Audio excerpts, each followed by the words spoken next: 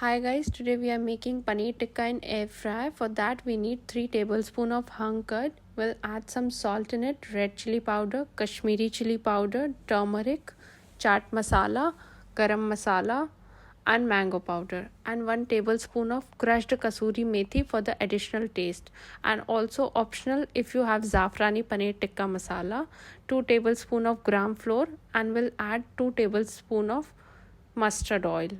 Mix well to the ingredients for the marination of the paneer. Once we are done with the marination, we'll take 250 grams of paneer, 1 big onion and capsicum, and cut the paneer in cubes and mix it into the marination. Once the marination of paneer is completely done, then add some capsicum and onion and marinate them as well, and then start adding things onto the stick. First paneer, onion, capsicum, and repetitively do this step until all your paneer tikka sticks are ready to keep in air fryer.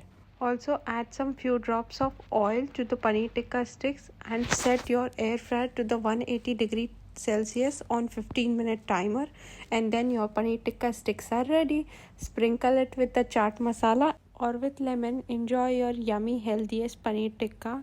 Thank you for watching.